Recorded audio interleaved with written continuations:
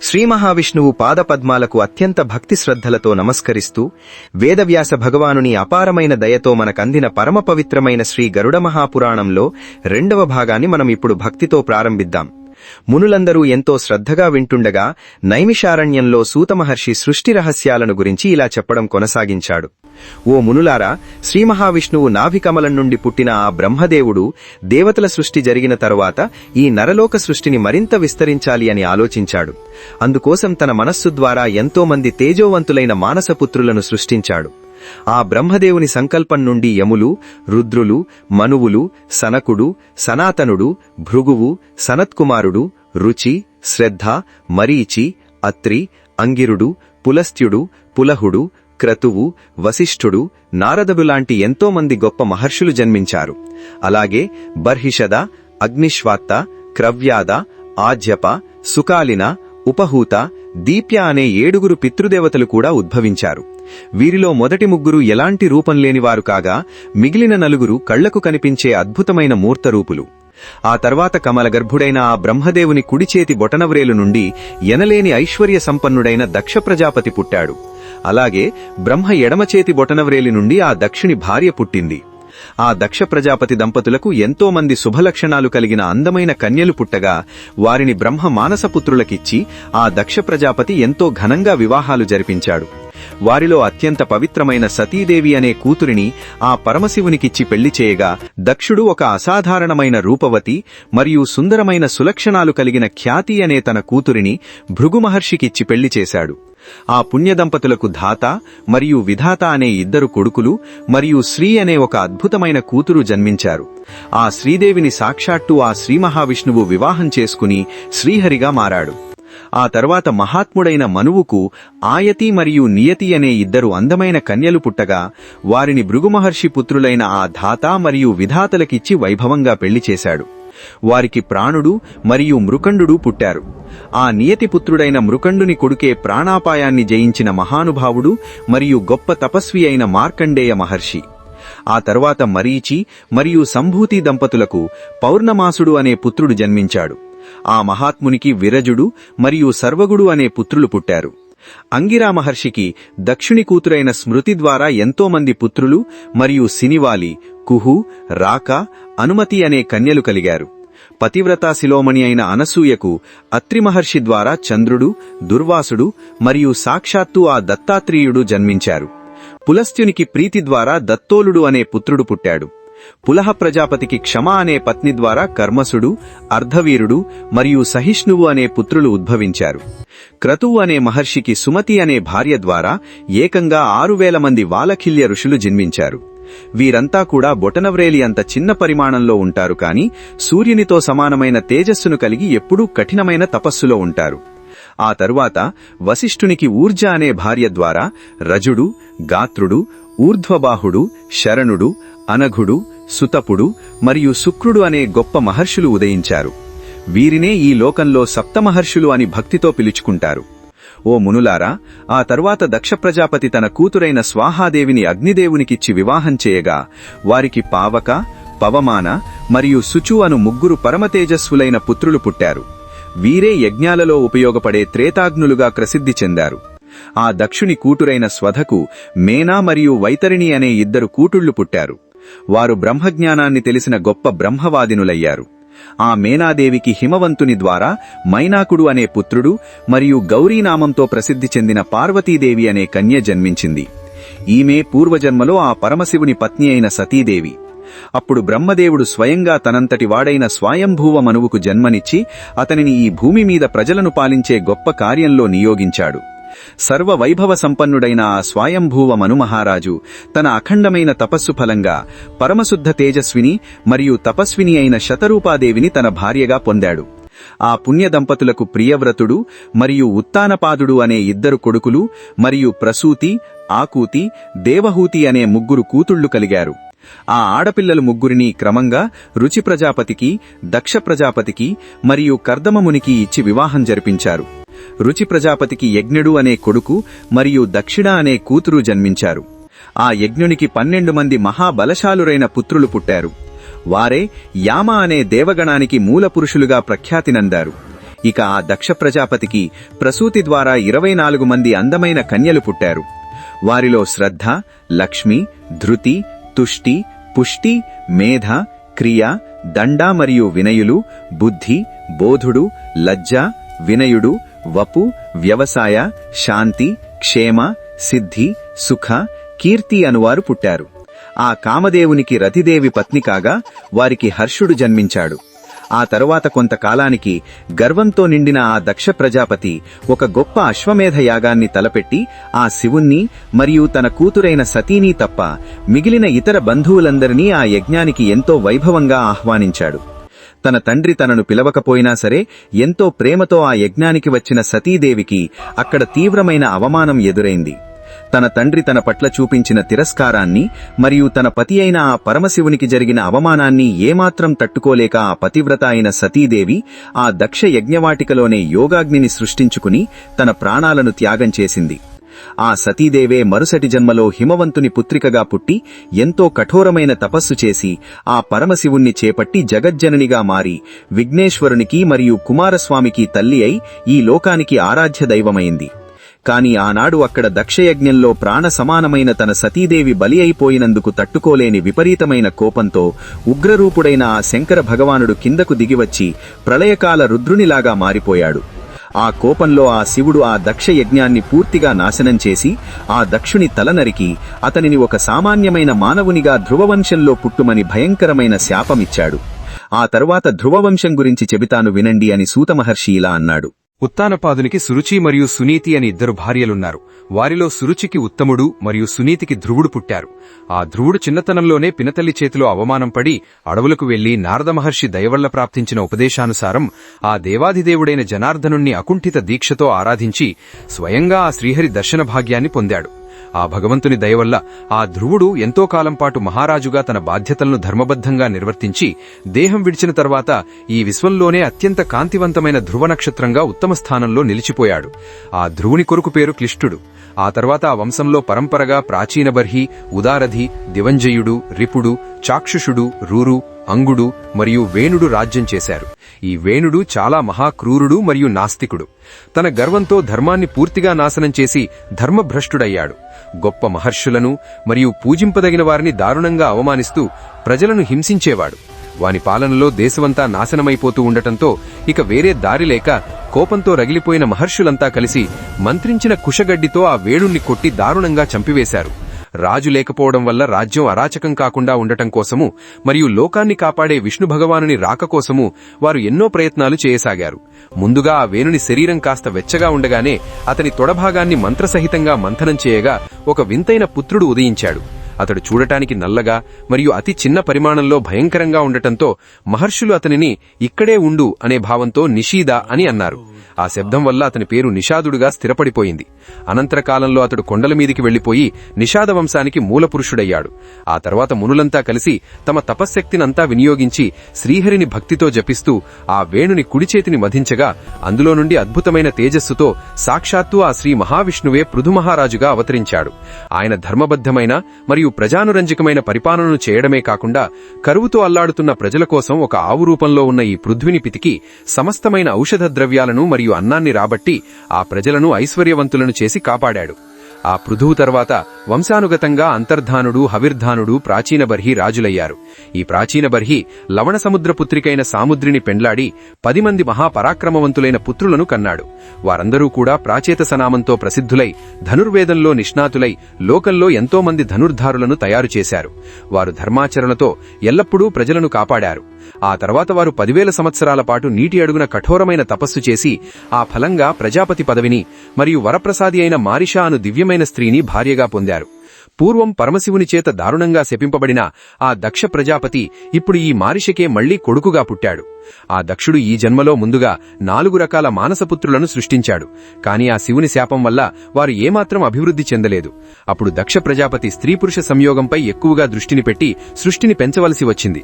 ఆయన వీరణ ప్రజాపతి కూతురైన ఆసక్తి అను అందమైన సుందరిని పెండ్లాడి ఏకంగా 1000 మంది పుత్రులను కన్నాడు. కాని వారంతా నారద మహర్షి బోధించిన ఉపదేశం విని వైరాగ్యం పొంది గృహస్థ జీవన విముఖులై ఈ పృథ్వీ యొక్క హద్దులను చూసి వస్తామని పోయి ఆ తర్వాత తిరిగి రాలేదు. దక్షుడు సృష్టిని కొనసాగించడం కోసం కోసం మరో 1000 మంది పుత్రులను కన్నాడు. వారు శబలాస్వనామంతో ప్రసిద్ధులయ్యారు. కాని వారు కూడా ఆ నారదుని వైరాగ్య బోధనలను విని సన్యాసులైపోయారు. ఈ మారు దక్షుడికి విపరీతమైన కోపం పట్టలేక, నా ప్రయత్నాలను నాశనం చేసిన ఓ నారదా, నువ్వు మర్త్యలోకంలో ఒక సామాన్యునిగా జన్మించు అని భయంకరంగా శపించాడు. ఆ దక్షుని శాపం వల్ల నారదుడు కశ్యపపుత్రునిగా పుట్టవలసి వచ్చింది. ఆ తర్వాత దక్ష ప్రజాపతి అసిక్నియాను భార్య ద్వారా 60 మంది అందమైన కన్యలను ఉత్పన్నం చేసి, వారిలో 2 అంగిరా మహర్షికి, 2 కన్యలను కృషాస్వినికి, 10 మందిని ధర్మదేవునికి, 14 కశ్యపునికి, 28 చంద్రునికి ఇచ్చి ఎంతో వైభవంగా వివాహం చేశాడు. ఓ మహాదేవ, ఆ తర్వాత దక్షుడు మనోరమ, భానుమతి, విశాల, బహుద అను 4 అందమైన కన్యలను అరిష్టనేమికి ఇచ్చి వివాహం గావించాడు. ధర్మదేవుని పత్ని అయిన విశ్వద్వారా విశ్వదేవులు, కశ్యప పత్ని సాధ్య ద్వారా సాధ్యగణాల వారు జన్మించారు. మరుత్వంతుడి ద్వారా మరుత్వంతుడు, వసుద్వారా అష్టవసువులు ఆవిర్భవించారు. శంకరదేవ, భానుకి 12 భానులు, ముహూర్తకి ముహూర్తులు జన్మించారు. లంబ నుండి ఘోషులు, యామి ద్వారా నాగవీధి జన్మించారు. ధర్ముని పత్నులలో చివరిదైన సంకల్ప ద్వారా సర్వాత్మకుడైన సంకల్పుడు తన రూపాన్ని ధరించాడు. ఆపసుడు, ధ్రువుడు, సోముడు, ధరుడు, అనిలుడు, అనలుడు, ప్రత్యూషుడు, ప్రభాసుడు అనేవారు అష్టవసువులు. వీరిలో మొదటి దేవతకు వేతుండి, శ్రమ, శ్రాంత, ధ్వని అనే కొడుకులు పుట్టారు. సాక్షాత్తు ఆ భగవంతుడైన కాలపురుషుడు ధ్రువపుత్రునిగా అవతరించాడు. వర్చ మహర్షి సోమపుత్రుడిగా పుట్టాడు. ఆ దేవుని దయవల్లనే మనిషి ముఖంలో వర్చస్సు కలుగుతుంది.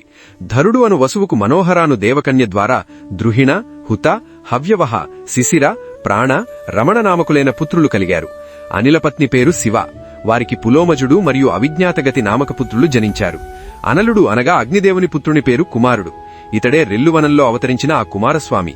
కృత్తికల చేత పాలింపబడి ఆ స్వామి కార్తికేయుడయ్యాడు. ఈయన తర్వాత శాఖ, విశాఖ, నైగమేయులో అనలునికి కలిగారు. దేవల మహర్షి ప్రత్యూష వసుపుత్రుడిగా పుట్టాడు. విఖ్యాత దేవశిల్పి అయిన విశ్వకర్మ ప్రభాస వసునందనుడిగా జన్మించాడు. ఆ విశ్వకర్మకు 4 మహాబలపరాక్రమవంతులైన కొడుకులు పుట్టారు.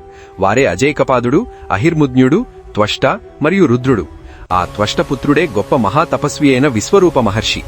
ఆ రుద్రనందనులైన హర, బహురూప, త్ర్యంబక, అపరాజిత, వృషాకపి, శంభు, కపాలి, రైవత, మృగవ్యాధ, శర్వ, కపాలి నామకులు ఏకాదశ రుద్రులుగా సాక్షాత్తు ఆ శ్రీహరి అంశసంభవులై ఈ 3 లోకాలకు అధిపతులయ్యారు. ఇక కశ్యప ప్రజాపతికి తన పత్ని అయిన అదితి ద్వారా విష్ణు, శక్ర, అర్యమ, ధాత, త్వష్ట, పూష, మిత్ర, వరుణ, అంశుమాన్, భగ నామధేయులై ఆ 12 ఆదిత్యులుగా వెలిగి తమ కిరణాలతో ఈ లోకాలను వెలిగిస్తున్నారు. రోహిణి మొదలుగు 27 నక్షత్ర కన్యలను దక్షుడు ఆ చంద్రునికి ఇచ్చి ఘనంగా వివాహం చేశాడు. కశ్యపుని మరో భార్య అయిన దితి కడుపున మహాభయంకరమైన రాక్షసులైన హిరణ్యాక్ష మరియు హిరణ్యకశిపులు, సింహిక అను కూతుడు పుట్టారు. ఆ సింహిక పెళ్లి విప్రచిత్తితో జరిగింది. ఆ హిరణ్యకశిపునికి అనుహ్రాద, హ్రాద, ప్రహ్లాద, సంప్రదా నామకులైన పుత్రులు జనించి హ్లాదులుగా ప్రసిద్ధయ్యారు. వీరిలో ఆ మహావిష్ణుభక్తుడైన ప్రహ్లాదులు అత్యంత ముఖ్యుడు. సంహ్రాదునికి ఆయుష్మాన్, శిబి, వాష్కలుడు పుత్రులుగా జన్మించారు. ఆ ప్రహ్లాదపుత్రుడు విరోచనుడు. అతని పుత్రుడే గొప్ప దానగుణం కలిగిన బలిచక్రవర్తి. ఆ బలికి 100 మంది కొడుకులు పుట్టగా వారిలో పెద్దవాడు ఆ మహాపరాక్రమశారి అయిన బాణాసురుడు. ఇక హిరణ్యాక్షపుత్రులైన ఉత్కురుడు, శకుని, భూతసంతాపనుడు, మహానాభుడు, మహాబాహు, కాలనాభులు గొప్ప మహాబలశాలులయ్యారు. ధనువుతనయులైన ద్విమూర్ధ, అయోముఖ, శంకర, శంకుశిర, కపిల, శంబర, ఏకచక్ర, మహాబాహు, తారక, మహాబల, స్వర్భాను, వృషపర్వ, పులోమ, మహాసుర, విప్రచిత్తులు అందరూ విఖ్యాత వీరులైన దానవులయ్యారు. స్వర్భానుని కన్య సుప్రభ, వృషపర్వుని కూతురు శర్మిష్ఠ, అతనికింకా ఉపదానవి మరియు హయసిర అను మరో 2 శ్రేష్ఠ కన్యలున్నారు. పులోమ మరియు కాలక అనేవారు వైశ్వానర కన్యలు.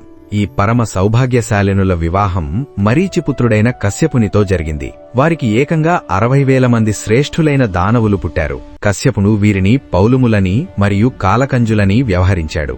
విప్రచిత్తి మరియు సింహికలకు వ్యంస, శల్య, బలవాన్, నభ, మహాబల, వాతాపి, నముచి, ఇల్వల, ఖస్రుమాన్, అంజక, నరక, కాలనాభులు పుట్టారు. ప్రహ్లాదుని వంశంలో నివాతక కవచ నామధారులైన దైత్యులు 200 మంది ఉదయించారు. తామ్రాదేవికి సత్వగుణ సంపన్నులైన 6 కన్యలు పుట్టారు.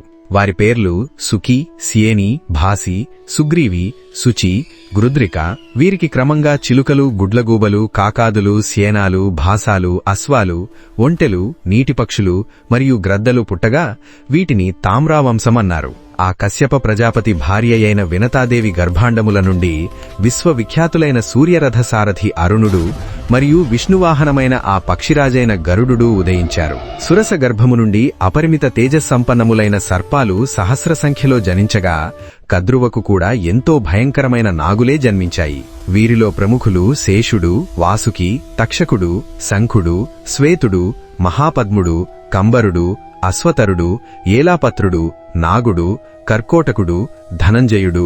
ఆ తర్వాత క్రోధాదేవికి మహాబలవంతమైన పిశాచగణము, సురభికి గోవులు మరియు ఎద్దులు, ఇరావతికి వృక్షకుటుంబము జన్మించాయి. ఖగ అను ఆమెకు యక్ష మరియు రాక్షసగణాలు, ముని అను ఆమెకు తమ ఆటపాటలతో అందర్నీ అలరించే అచ్చరలు, అరిష్టకు పరమ సత్వసంపన్నులైన గంధర్వులు పుట్టారు. 49 మరుత్తులను ఆ దేవతలు రాక్షసమాత అయిన దితి కడుపున పుట్టేలా చేశారు. ఈ మరుద్గణాల్లో ఏకజ్యోతి, ద్విజ్యోతి, త్రిజ్యోతి, చతుర్జ్యోతి, ఏకశుక్ర, ద్విశుక్ర, త్రిశుక్రులు 7 ఒక గణం. ఈదృక, సద్రుక, అన్యాదృక, ప్రతిసద్రుక, మిత, సమిత, సుమిత నామధారులంతా మరొక గణం. రుతజిత్, సత్యజిత్, సుసేణ, సేనజిత్, అతిమిత్ర, అమిత్ర, దూరమిత్ర నామక మరుత్తులది ఇంకొక గణం. రుత, రుతధర్మ, విహర్త, వరుణ, ధ్రువ, విదారణ, దుర్మేధ నామధారులది 4వ మరుద్గణం. ఇక ఈదృశ, సదృశ, ఏతాదృశ, మితాసన, ఏతేన, ప్రసదృక్స, సురతా నామక మహాతపస్సులు 5వ గణానికి చెందిన మరుత్తులు. హేతుమాన్, ప్రసవ, సురభ, నాదిరుగ్ర, ధ్వనిర్భాస, విక్షిప, సహానామధేయులది 6వ మరుద్గణం. ద్యుతి, వసు, అనాదృశ్య, లాభ, కామ, జయి, విరాట్ ఉద్వేసనులది 7వ మరుద్గణం. వీటిని వాయుగణాలని మరియు స్కంధాలని కూడా అంటారు. ఈ 49 మరుత్తులు సాక్షాత్తు ఆ విష్ణురూతాలే. మనువుతో సహా దేవదానవ రాజులు మరియు సూర్యాది గ్రహాలు వీరినే ఎల్లప్పుడూ భక్తితో పూజిస్తారు. ఆ తర్వాత సూతమహర్షి ఆ శివాది దేవతలకు భగవంతుడైన విష్ణువు వివరించిన దేవపూజా విధానం గురించి ఇలా చెప్పాడు. ఓ రుద్రదేవా, మనుషులకు ధర్మార్థకామ మోక్షాలను ప్రసాదించే సూర్యాది దేవతల పూజను వర్ణిస్తాను వినండి. వృషభధ్వజ, ఈ గ్రహదేవతల మంత్రాలతో ఆసన, ఆవాహన, పాద్య, అర్ఘ్య, ఆచమన, స్నాన, వస్త్ర, యజ్ఞోపవీత, గంధ, పుష్ప, ధూప, దీప, నమస్కార, ప్రదక్షిణ విసర్జనాది ఉపచారాలను సమర్పిస్తూ ఆ నవగ్రహాలను ఎంతో నిష్ఠతో పూజించాలి. ఆ తర్వాత శివపూజ చేసేటప్పుడు ఆసనాన్ని పూజించి నమస్కారం చేసి అద్భుతమైన మంత్రాలతో షడంగన్యాసం చెయ్యాలి. ఆ మంత్రాలతో ఆయన పంచముఖాలను ఎంతో భక్తి శ్రద్ధలతో పూజించాలి. అలాగే విష్ణుదేవుణ్ణి పూజించున్నప్పుడు మంత్రంతో విష్ణు ఆసనాన్ని పూజించి ఆ తర్వాత సాధకుడు విష్ణు చతుర్వ్యూహాన్ని నమస్కరించాలి. మంత్రాల ద్వారా ఆ భగవంతుడైన శ్రీహరి ఎత్తిన అద్భుతమైన అవతారాలను, ఆయన ధరించిన ఆయుధాలను మరియు ఆయన వాహనాదులను నమస్కారం చేస్తూ పూజించి శివపూజలో వలేనే ఆసనాది ఉపచారాలను సమర్పించాలి. ఆ విష్ణు భగవానుని శక్తులలో సరస్వతీదేవి ఎంతో ప్రముఖమైనది. ఆమెను మంగళకారిణిగా సంబోధించి నమస్కారం చేసి షడంగన్యాసం చెయ్యాలి. సరస్వతీదేవి యొక్క 8 శక్తులైన శ్రద్ధాదులను మంత్రాలతో అర్చించాలి. ఆ తర్వాత క్షేత్రపాలునికి, గురువుకి మరియు పరమగురువుకి పూజలు చెయ్యాలి. ఆ విష్ణు భగవానుని విశేష పూజకై 5 ప్రకారాల రంగులు కలిపిన చూర్ణంతో ఎంతో పవిత్రమైన వజ్రనాభ మండలాన్ని నిర్మించాలి. వజ్రనాభ మండలం తయారు కాగానే న్యాసం చేసుకుని శ్రీహరిని పూజించాలి. సాధకుడు హృదయ మధ్యంలో విష్ణు భగవానుణ్ణి, కంఠంలో సంకర్షణుణ్ణి, శిరంపై ప్రద్యుమ్నుణ్ణి, శిఖాభాగంలో అనిరుద్ధుణ్ణి, సంపూర్ణ శరీరంలో బ్రహ్మని మరియు తన 2 చేతుల్లో శ్రీధరుణ్ణి మనసులో భావించుకుని న్యాసం చేసుకోవాలి. పద్మంలో శ్రీహరిని స్థాపించి దిక్పాలకులను వారి దిక్కులలో నిలపాలి. ఆ విధంగా దేవతలందరినీ గంధాది ఉపచారాల ద్వారా భక్తితో పూజించాలి. దీనివల్ల ఆ సాధకునికి తన దేహాంతంలో మోక్షమనబడే పరమపదం ప్రాప్తిస్తుంది. ఈ పూజా విధానం పూర్తయిన తర్వాత ఆ ఇందిరానాథుడు ఇంద్రుడికి నవవ్యూహార్చన విధి గురించి కూడా ఎంతో వివరంగా బోధించాడు. ఈ నవవ్యూహార్చన ద్వారా సాధకుడు తానే సాక్షాత్తు ఆ నారాయణ స్వరూపుడైపోతాడు. వాసుదేవ, బలరామ, ప్రద్యుమ్న, అనిరుద్ధ, నారాయణ, బ్రహ్మ, విష్ణు, నరసింహ, మహావరాహ భగవానులు ఈ నవవ్యూహ అధినాథులు. విష్ణువు యొక్క ఈ సమస్త అంగాలకి పవిత్రమైన మంత్రాల ద్వారా అర్ఘ్యపాద్యాదులను సమర్పించి ఆ పరమాత్మను ధ్యానించాలి అని సూత మహర్షి ఆ మునులకు ఆ శ్రీహరి లీలలను మరియు పూజా విధానాలను ఎంతో వివరంగా ప్రవచించాడు. మరి ఈ భూమి మీద సృష్టి పూర్తయ్యి భగవంతుని మాయా మరియు పూజా విధానం తెలుసుకున్న తర్వాత ఆ కశ్యప మహర్షి గరుడమంతుణ్ణి ఏమని అడిగాడు? ఈ సృష్టిలో ప్రాణులు చనిపోయిన తర్వాత అసలు ఆ జీవాత్మ చేయబోయే భయంకరమైన ప్రయాణం ఎలా ఉంటుంది? పాపులు వెళ్లే నరకలోకాలు ఎలా ఉంటాయి? లాంటి సామాన్యులకు ఏమాత్రం తెలియని ఎన్నో అత్యంత ఆసక్తికరమైన మరియు ఒళ్ళు గగురు పొడిచే మరణ రహస్యాలను మనం రాబోయే 3వ ఎపిసోడ్లో తెలుసుకుందాం. ఈ అద్భుతమైన కథను పూర్తిగా తెలుసుకునే ముందు ఈ వీడియో గనక మీకు నచ్చినట్లయితే వెంటనే లైక్ బటన్ నొక్కండి. అలాగే కామెంట్స్ పక్కనే ఉన్న హైప్ బటన్ను కూడా గట్టిగా నొక్కి మన ఛానల్కు మీ అద్భుతమైన సపోర్ట్ ఇవ్వండి. ప్రతి బుధవారం ఉదయం 9 గంటలకు మన నాని ఎపిక్స్ ఛానల్లో వచ్చే గరుడ పురాణం సిరీస్ కొత్త ఎపిసోడ్స్ ను మిస్ అవ్వకుండా తప్పక చూడండి. మీ భక్తిని చాటుకుంటూ కామెంట్స్లో ఓం నమో నారాయణాయ అని మార్మోగించండి.